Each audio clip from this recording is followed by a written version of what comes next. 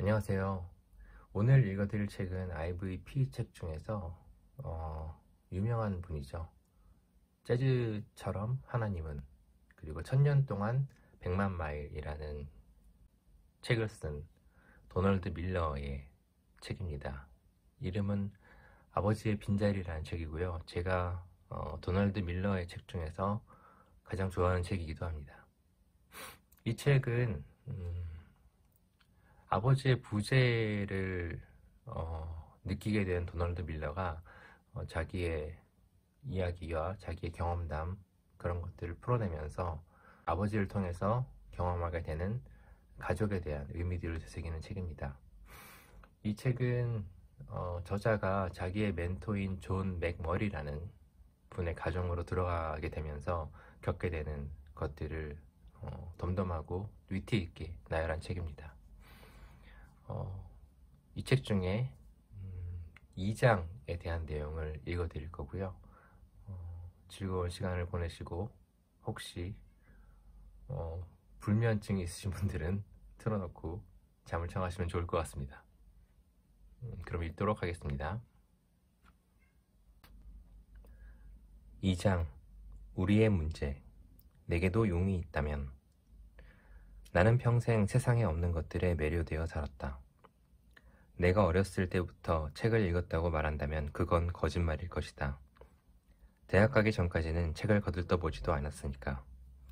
하지만 초등학교 사서 선생님이 읽어주는 이야기 덕에 요정과 용과 트롤은 잘 알고 있었다. 사서 선생님은 긴 다리를 꼬고 의자에 앉아 우리가 조용해질 때까지 아무 말 없이 기다렸다.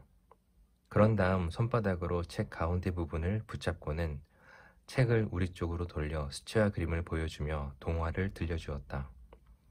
다리 밑에 사는 작은 트롤이 큰 외투를 입고 길 가는 여행자들을 유심히 살피는 그림이었다.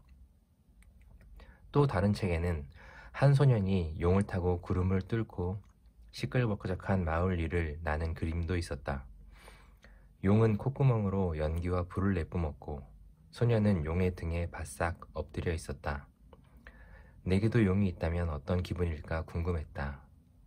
용이 갑자기 날기 시작할 때 그 등에 올라타고 목 쪽으로 조금씩 올라가면 기분이 어떨까?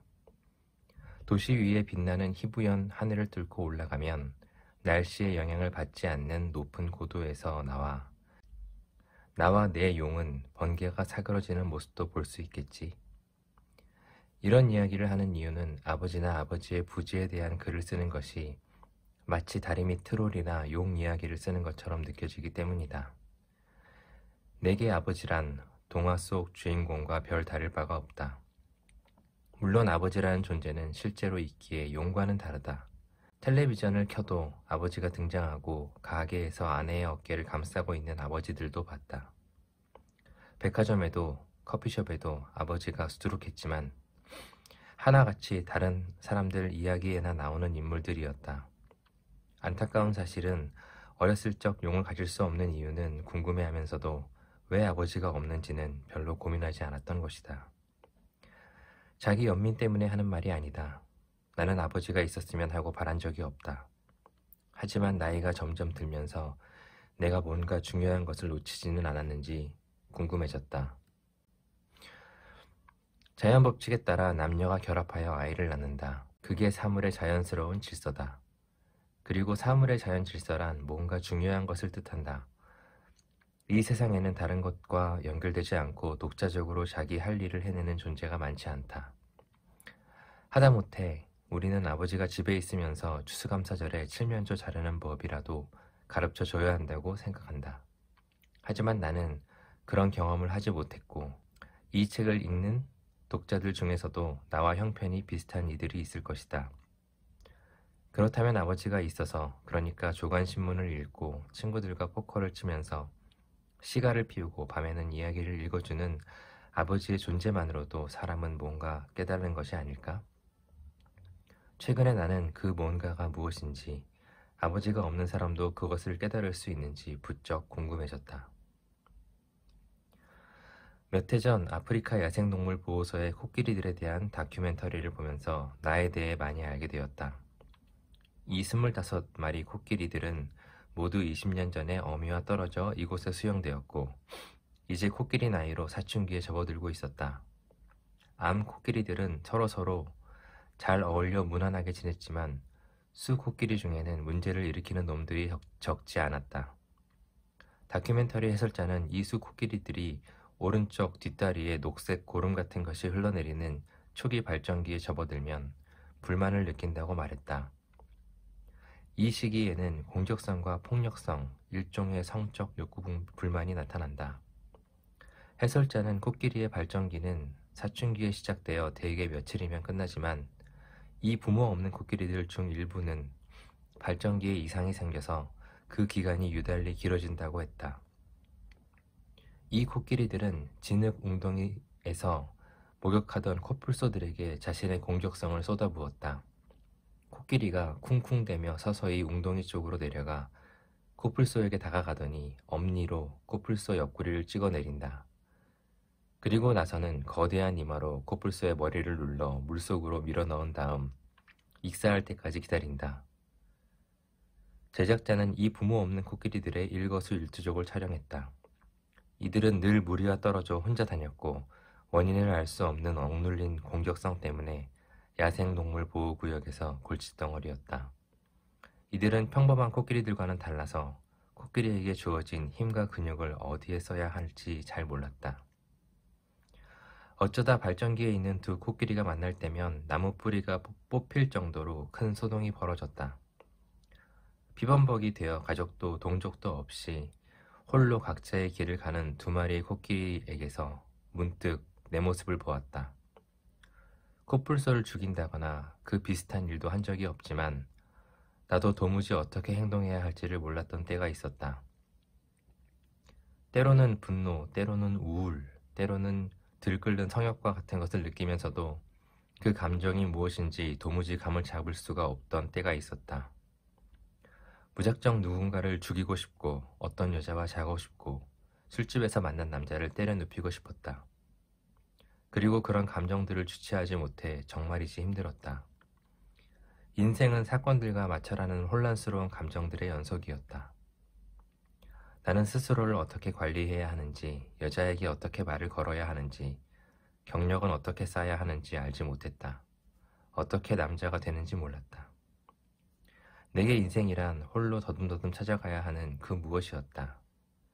인생을 즐긴다거나 정복한다거나 하는 건 상상도 못했다.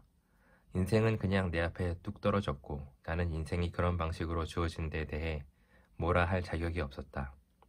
그저 마음 내키는 대로 살면서도 감옥에 가지 않기만을 바랄 뿐이었다. 그런데 그날 밤 다큐멘터리 해설자는 이 코끼리들에게 희망이 있다고 말하기 시작했다. 코끼리는 매우 일찍부터 발달이 시작된다. 암 코끼리는 2년에 한 번씩만 새끼를 낳을 수 있는데 그 2년 사이에는 과잉보호다 싶을 정도로 끔찍이 새끼를 보살핀다. 새끼들이 기본적인 생존법을 익히는 동안 젖을 먹이고 안전한 곳을 제공하며 이끌어준다. 어린 수코끼리는 첫 발전기가 되어서야 비로소 어미 곁을 떠나 아프리카 야생으로 들어가 멘토, 즉 인도자를 찾는다. 성숙한 수코끼리는 새끼 코끼리의 뒷다리에 흘러내리는 녹색 고름과 풋내로 그가 도움이 필요한 어린 코끼리임을 알아차린다.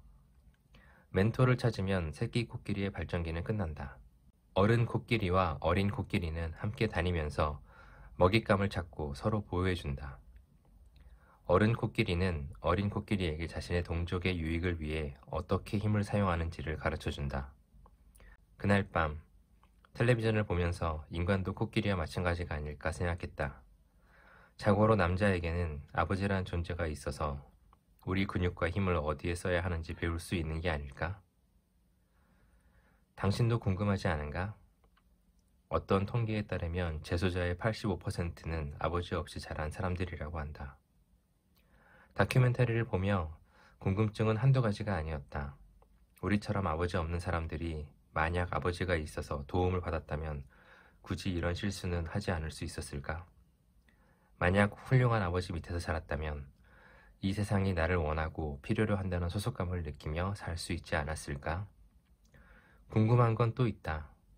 인생 항해를 도와주는 가이드가 있어야만 배울 수 있는 일, 관계, 결정, 권위, 리더십, 결혼, 가족에 대한 실용 정보가 따로 있는 건 아닐까?